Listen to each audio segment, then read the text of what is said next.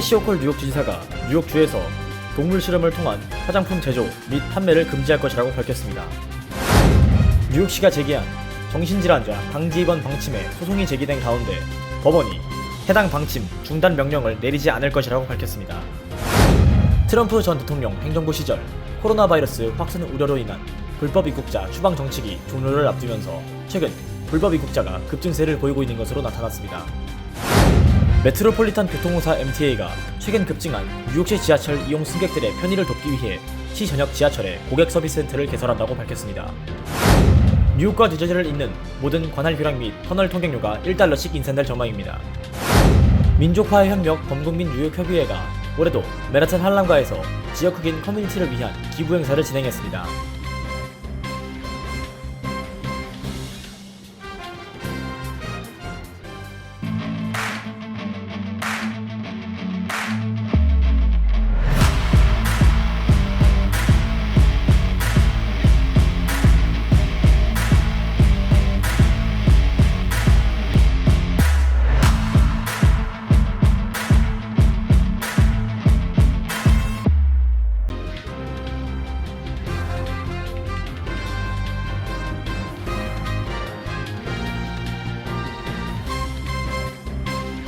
여러분 안녕하십니까? KBTV 뉴스9 이창원입니다. 캐티 호구 뉴욕 주지사가 화장품 개발에 있어 동물 실험을 금지할 것이라고 밝혔습니다. 이번 법안은 내년 1월 1일부터 전격 시행될 예정입니다. 보도에 홍찬우 기자입니다. 뉴욕주에서 화장품에 동물 실험이 금지될 것으로 보입니다. 캐시 호컬 뉴욕 주지사는 15일 오후 화장품 동물 실험 금지 조치에 승인했습니다. 이에 따라 1월 1일부터 화장품 동물 실험 테스트를 진행한 화장품의 제조 역시 금지됩니다. 이번 조치는 오랫동안 동물보호단체가 동물 학대를 법적으로 막아달라는 항의 끝에 내려진 조치로 이미 유럽연합에서는 2013년부터 발효된 법안이며 한국에서도 2015년 12월부터 동물 실험을 통해 만든 화장품을 유통, 판매할 수 없도록 하는 내용의 화장품법 개정안이 의결된 바 있습니다. 화장품의 동물 실험에는 눈에 들어갈 수 있는 화장품을 개발할 때 토끼 눈에 화학물질을 주입해 나타나는 반응을 관찰하거나 샴푸 또는 립스틱, 마스카라 등을 토끼와 개, 고양이에게 직접 발라보고 경과를 지켜보는 식으로 실험이 이루어지고 있습니다. 이미 캘리포니아, 네바다, 일리노이, 뉴저지, 버지니아, 루이지애나주 등에서는 화장품 동물 실험을 금지해왔으며 이 같은 움직임에 뉴욕주도 동참할 뜻을 밝혔습니다. 린다 로센탈 하원 의원은 수십 년 동안 동물들을 대상으로 학대에 가까운 실험들이 이어져 왔다며 이제 새로운 연구 방법을 통한 연구 개발이 진전이 이루어져야 하며 비인도적인 방식을 멈춰야 한다고 말하며 뉴욕주 동물 실험 금지 법안을 환영했습니다. 화장품 동물 실험 실태 조사에 따르면 동물 실험을 통해 수많은 동물들이 화상, 실명, 궤양, 사망 등의 어려움에 시달리고 있으며 장기적인 장애 또는 부상을 입히고 있는 것으로 조사됐습니다. KBTV 뉴스 홍찬호입니다. 뉴욕시가 정신질환 노숙자를 강제 입원시키겠다는 뉴욕시의 방침에 소송이 제기된 가운데 법원이 이 같은 방침의 피해 발생 가능성에 대한 증거가 현재로서는 없다며 중단 명령을 하지 않을 것이라고 밝혔습니다. 보도에 전상희 기자입니다. 뉴욕시 정부가 지난달 말에 발표한 정신질환 노숙자 강제 입원 방침에 대해 우려와 반대의 목소리가 커지고 있는 가운데 법원이 이에 대한 피해 발생 가능성이 현재로서는 없다며 중단 명령을 내리지 않을 것이라는 입장을 내놨습니다. 다만 논란이 큰 사안인 만큼 앞으로 몇 주간에 걸쳐 면밀한 조사와 변론을 거쳐 최종 판결을 내릴 예정이라고 판사는 밝혔습니다. 에릭 아담스 뉴욕시장은 관련 주 법에 따라 정신질환을 앓고 있는 노숙자들은 그들의 의지와 상관없이 병원에 강제로 입원시킬 수 있다며 경찰의 대응과 이송과 관련한 구체적인 절차를 공개한 바 있습니다. 이 발표가 나온 직후 정신질환자 옹호 관련 비영리 단체들은 정신건강치료가 시급한 사람들을 위한 최초 대응자가 경찰이 되어서는 안 된다며 해당 계획은 즉시 중단돼야 한다는 입장을 밝혔습니다. 이들은 정신질환 치료를 명분으로 노숙자들을 강제적으로 정신병동에 입원시키는 과정에서 전문성이나 일관성이 떨어질 수 있다고 지적했습니다. 뉴욕시에 따르면 노숙자 강제 이송 과정에 개입하게 될 경찰들을 대상으로 필요한 전략과 기본적인 개입 방법 등에 대한 교육이 이미 시작된 것으로 전해졌습니다. 이송 과정에서 경찰은 병원과 직통으로 연결된 핫라인을 통해 관련 의료 전문가들로부터 필요한 지침을 실시간으로 제공받을 수 있도록 해 전문성 결여 등의 우려에 대한 대책도 마련됐다고 밝혔습니다. 또한 뉴욕시는 정신질환을 앓고 있는 사람들을 위한 강제적인 개입에 필요한 지침을 주 법에 명시하는 방안도 추진 중입니다. KBTV 뉴스 전상입니다. 트럼프 전 대통령 행정부 시설 신종 코로나 바이러스 감염증 확산을 우려해 불법 입국자를 추방하던 정책 종료를 앞두고 불법 입국자가 최근 급증세를 보이고 있는 것으로 집계됐습니다. 보도에 홍찬우 기자입니다. 도널드 트럼프 행정부 시절 코로나19 확산 방지를 명분으로 도입된 불법 입국자 추방 정책 종료를 앞두고 국경을 넘어 미국으로 들여오는 사람들이 급증하고 있습니다. 15일 로이터 통신 등에 따르면 멕시코와 국경을 접한 텍사스주 엘페소에는 지난 주말부터 매일 불법 입국자 수천 명이 몰리고 있습니다. 멕시코에서 국경을 넘은 이들은 연방세관 국경보호국 CBP와 국경순찰대 요원들을 제발로 찾아가 망명을 신청하고 체류 허가를 기다리는 것으로 알려졌습니다. 최근 불법 입국자가 급증한 것은 코로나19 확산 방지를 이유로 불법 입국자 추방을 허용한 타이틀 42 행정명령이 이달 21일 끝나기 때문입니다. 타이틀 42는 코로나19 확산 초기인 2020년 3월 트럼프 행정부가 도입한 정책으로 연방질병통제예방센터 CDC 보건법 조항을 근거로 미국 육로 국경을 무단으로 넘은 불법 입국자를 멕시코로 즉시 추방할 수 있게 했습니다. 하지만 워싱턴 DC 연방법원은 지난달 타이틀 42가 행정절차법에 위배된다며 12월 21일부터 코로나19 추방 제도를 종료하라고 명령했습니다. 이에 따라 타이틀 42 명령 때문에 멕시코로 쫓겨났던 불법 입국자들과 니카라과, 베네수엘라, 콜롬비아, 쿠바 등지에서 넘어온 새로운 이민 희망자들이 다시 국경을 넘는 상황이라고 로이터 통신은 전했습니다. 타이틀 42가 종료되면 불법 입국자들은 망명 허용 여부가 결정날 때까지 미국에서 체류할 수 있습니다. KBTV 뉴스 홍찬호입니다. 뉴욕시 지하철 이용객이 팬데믹 이후 최고를 기록한 가운데 메트로폴리탄 교통공사 MTA가 교통량이 많은 뉴욕시 지하철 이용객 승객들의 편의를 돕기 위해 시 전역 지하철역에 고객 서비스 센터를 개설합니다. 전장 기자입니다. 우선 내년 초 6개의 서비스 센터가 문을 열고 내년 후반기 9곳이 추가로 더 오픈될 예정이며 MTA는 지하철 고객 서비스 센터에 24시간 직원을 배치해 서비스를 지원하고 고객 불편 사항도 접수하겠다는 방침입니다. 리처드 데이비 뉴욕시 교통국장은 고객 서비스 센터에서는 승객들이 옴니 시스템으로 전환하는 것부터 할인 프로그램에 등록하는 것까지 보다 쉽고 편하게 필요한 지원을 받을 수 있게 될 것이라고 말했습니다. 또한 승객들의 불만과 불편 사항 등 고객 의견을 접수해 추후 개선해 나가겠다고 덧붙였습니다. 내년 초 먼저 고객 서비스 센터가 개설되는 전철역은 7번 플러싱 메인 스트리트 역을 비롯해 34 스트리트 펜실베니아역, 애틀란틱 애비뉴 바클레이 센터, 161 스트리트 양키 스테디움, SIR 세인트 조지역, 코니 아일랜드 스틸웰 애비뉴 등입니다. 타임스퀘어를 비롯한 9개 역사에서는 내년 말 추가로 오픈될 예정입니다. 메트로폴리탄 교통공사에 따르면 지난주 뉴욕시 지하철 이용객은 392만 5,280명으로 팬데믹이 시작된 2020년 3월 이후 가장 많은 이용객 수를 기록했습니다. 이와 함께 터치형 결제 시스템 옴니 이용 횟수도 156만 1,846회로 지난 10월 27일 이후 최고치를 기록했습니다. KBTV 뉴스 전상입니다. 조지 워싱턴 브리지 통행료가 내년 1월부터 $17로 인상될 전망입니다. 뉴욕 뉴저지 한방청은 인플레이션과 어려운 경제 환경을 고려한 예산이라고 설명했습니다. 보도에 홍찬우 기자입니다. 조지 워싱턴 브리지 통행료가 내년 1월부터 $17로 $1 인상됩니다. 뉴욕 뉴저지 항만청은 15일 이사회를 열고 조지 워싱턴 브리지와 링컨 터널, 홀랜드 터널, 고달스 브리지, 베이온 브리지 등 뉴저지와 뉴욕을 잇는 관할 교량 및 터널의 통행료를 $1 인상하는 안이 포함된 $83억 규모의 2023년 예산안을 승인했습니다. 이들 교량과 터널의 통행료는 2023년 1월 8일부터 일제히 인상됩니다. 현금 기준으로는 현재 $16에서 $17로 $1 인상되며 이지 패스는 혼잡대 시간 13.75달러에서 14.75달러, 비혼잡대 시간 11.75달러에서 12.75달러로 각각 인상될 예정입니다. 아울러 JFK 공항과 뉴저지 뉴욕공항의 에어트레인 요금도 현재보다 25센트 올라 편도 요금이 $8.25로 인상됩니다. 단 패스트트레인 요금은 이번 인상안에 포함되지 않았습니다.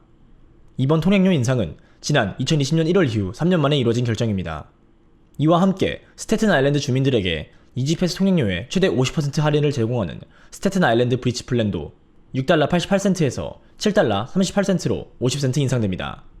다만 할인을 적용받기 위해서는 월 3회 이상 이용해야 합니다.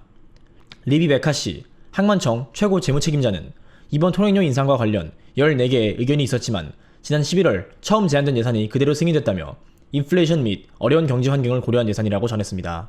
KBTV 뉴스 홍찬호입니다. 민족화협력 범국민 뉴욕협의회가 올해에도 맨하튼 할렘가의 교회에서 지역 흑인 커뮤니티를 위한 기부 행사를 진행했습니다. 보도에 전상 기자입니다. 민족화해협력 범국민 뉴욕협의회가 한흑 간 화해 분위기 조성을 위해 20여 년간 맨하탄 할렘가에서 사랑의 손길을 펼치고 있습니다. 민화협 뉴욕협의회 임마철 대표 상임의장, 박면수 상임의장 등 관계자들은 어제 맨하탄 132가 할렘교회에서 이 교회 헨리 A. 벨린 목사에게 스카프, 모자, 장갑 등 $30,000 상당의 겨울용품 2,000여 점을 전달했습니다. 이 자리에는 찰스 랭글 전 연방 하원의장 등 할렘 지역 정치, 종교 지도자와 신도 등이 참석해 민화협 관계자들에게 감사의 뜻을 전했습니다. 이날 전달한 겨울용품은 임마철 대표 상임의장이 개인적으로 기부한 것입니다. 임 의장은 타민족과 함께 사는 분위기 조성을 위해 매년 연말이면 할렘가를 찾고 있다고 말했습니다. 매년 하는 행사이기 때문에 금년에도 또 할렘가에 찾아와서 봉사를 합니다. 한국 관계에 좋은 결실을 맺는 것도 동포들에게도 도움이 되는 줄로 알고 있습니다. 매년 하는 행사이기 때문에 오늘 또 뜻깊게 찰스랭글 의원 회피한 마음을 보니까 너무너무 감사합니다. 매년 이 행사를 주관하는 박면수 상임의장은 20여 년 전부터 찰스 랭글 의원 후원회장으로 활동하며 흑인 커뮤니티와 인연을 맺고 있습니다. 민화협은 미국 민권운동의 기수였던 랭글 전 의장과 20년 이상 아름다운 우정을 유지하며 한흑 간 친선을 다지는 가교 역할을 하고 있습니다. 임마철 대표 상임의장은 이를 계기로 할렘 지역 빈곤 가정에 사랑의 손길을 펴며 한흑 간 화해 분위기 조성에 앞장서고 있습니다. To the Korean community, may God bless you and have a fruitful democracy. You certainly have fought well and hard fought in Korea. And for those who love Korea, but are looking for a better way of life in this wonderful country, let me personally thank you on behalf of the millions of Americans for the great contribution you made, not only to our economy, but to our community and making this a stronger and a better country by bringing your love, your culture, your background to combine with what we already have. So 감사합니다 to all of you. Merry Christmas and may God bless each and every one of you. KBTV 뉴스 전상입니다. G세대로 일컬어지는 아시안 16세에서 24세 중 일자리가 없는 이들의 비율이 크게 오르면서 흑인, 히스패닉보다 높은 실업률을 기록했습니다. 보고서에 따르면 올해 10월까지 뉴욕시 아시안 G세대 실업률은 23.3%로 2019년 아시안 G세대 실업률에 비해 2배 이상 수준으로 높아졌습니다. 특히 올해 아시안 G세대 실업률은 흑인, 히스패닉, 백인보다 높았습니다. 2019년에는 흑인 G세대 실업률이 15%로 가장 높았고 아시안과 히스패닉 실업률은 비슷한 수준이었지만 이제는 젊은 아시안 실업률이 월등히 높아진 것입니다. 타인종 그룹에서는 2020, 2021년 실업률이 올랐다 올해는 회복세를 보였던 반면 아시안 실업률은 해가 갈수록 더 높아지는 모습입니다. 캐시 호컬 뉴욕주 지사는 앞으로 뉴욕주의 펫숍에서 개, 고양이, 토끼 등을 판매할 수 없도록 하는 법안에 서명했습니다. 2024년 법이 시행되면 펫숍은 반려동물을 판매하는 것이 아니라 임시보호소 등에서 보호 중인 버려진 반려동물 등을 가정에 연결해주는 방식으로 운영해야 합니다. 번식장 운영자도 한 해 9마리까지로 판매수가 제한됩니다. 전 세계 동물권 단체들은 그동안 번식장이 펫샵, 납품을 위해 동물을 찍어내듯 생산하면서 어미와 새끼를 학대하고 있다며 펫샵의 애완동물 판매 중단을 촉구해왔습니다. 업계는 이 금지 조치가 뉴욕 시민들이 반려동물을 구하는 것을 더 어렵게 하고 잠재적인 반려동물 암시장으로 이어질 것이라고 주장하고 있습니다. 에릭 아담스 시장은 합법적인 이민 자격을 갖추지 못한 저소득, 서류 미비 가정에 보육 지원을 제공하는 프라미스 NYC 계획을 발표했습니다. 아담스 시장은 성명에서 이민자들의 도시인 뉴욕에서 아메리칸 드림이 시작된다면서 모든 아이들은 그들이 어디에서 왔든지 상관없이 성공할 기회를 가질 자격이 있다고 말했습니다. 시정부는 $1,000만 투자해 이민자 커뮤니티와 깊은 관계를 맺어온 퀸즈와 브롱스, 브루클린, 스테튼 아일랜드 등 4개 보로의 지역 사회단체와 계약을 맺고 이들에게 보육 지원 서비스를 제공할 예정입니다. 이민서비스국은 연방 관보를 통해 기존에 보던 시민권 시험 문제에서 영어 읽기와 쓰기를 확인하는 시험 문제를 없앨 것이며 시험 난이도 조정도 이루어질 것이라고 밝히며 변화된 시험 문제 방식은 내년 1월부터 5월까지 총 1,500명에게 파일럿으로 테스트를 거친 후 2024년부터 최종 도입할 예정이라고 밝혔습니다. 아울러 미 역사와 관련한 부분에 있어서는 주관식이 아닌 객관식 형태로 태블릿을 이용해 정답을 체크하는 방식 등으로 시험을 운영할 예정이라고 덧붙였습니다. 변화되는 시험 방식에서도 기존 100문항에서 10문제를 출제해 6문제 이상 정답을 맞춰야 시민권이 부여되는 현 규정은 그대로 유지됩니다. 잠시 후 커뮤니티 브리핑을 전합니다.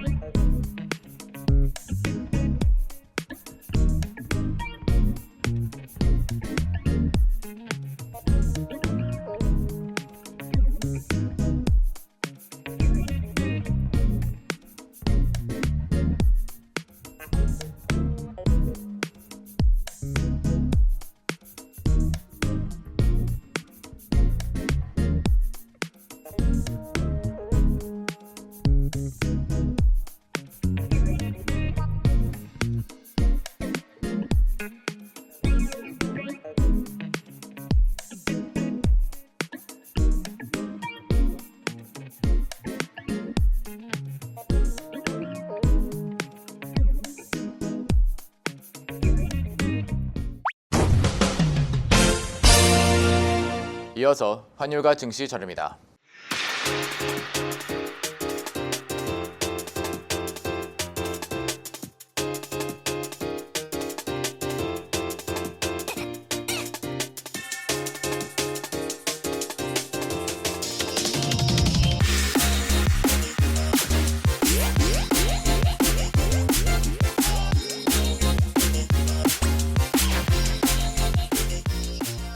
잠시 후 뉴욕과 뉴저지 날씨 전입니다.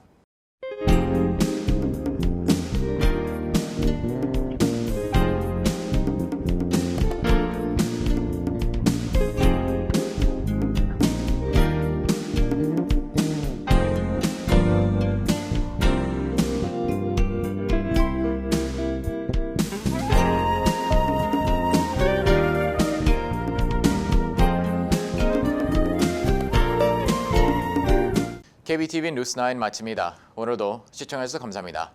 편안한 밤 보내시기 바랍니다.